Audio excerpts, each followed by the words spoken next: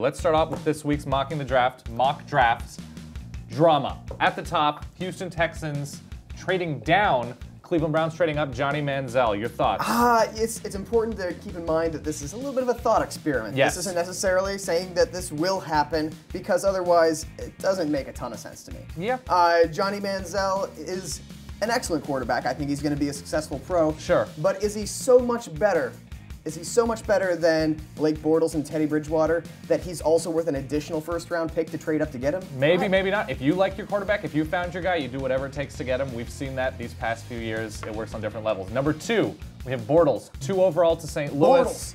It's a ballsy pick right there, because Sam Bradford, I hate Sam Bradford's contract. I don't think he's the quarterback that the Rams need. Right. I love them. They've got that number 2 pick. I don't like them trading down. I do like them taking the quarterback there while there's one available. Yeah, and Teddy Bridgewater at 3. I mean, makes easy sense. pick, no problem there. Most complete quarterback of the draft, probably. Absolutely. Number 4.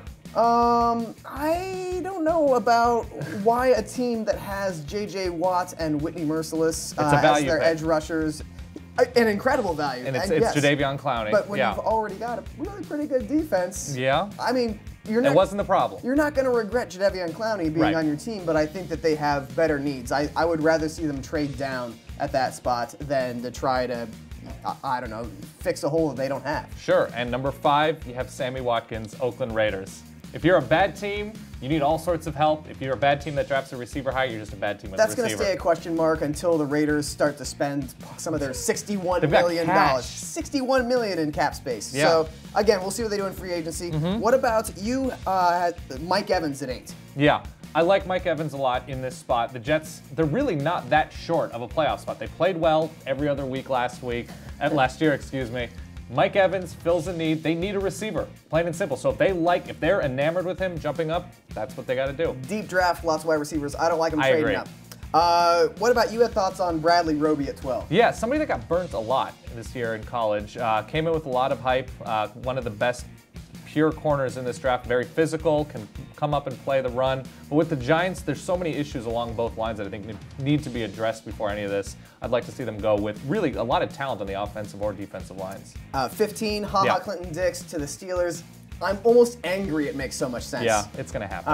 Steelers are taking a safety. Troy Polamalu getting older, of course, and it's a perfect fit. Yeah. Jumping down towards the bottom of the first round. Yes. Kelvin Benjamin, 28 to the Carolina Panthers. Yeah. Huge sense. The Carolina Panthers' leading receiver in 2013 was Greg Olsen with barely 800 yards. Yep. Steve Smith, their number 1 receiver, didn't have a game in the regular season where he broke 70 yards. His best game was 74 yards. So they need a receiver, and Kelvin Benjamin, a little bit stiff, but he's a big receiver, huge target for Jameis Winston at Florida State. The value is great right there. I don't think he's a top 20 pick, but right around there, I like it a lot. Yeah, I agree. And finally, your Seahawks, Aaron Donald at 32. If this actually comes to play, I would be thrilled. It makes sense for the Seahawks. They've got a couple defensive tackles that gave them great time.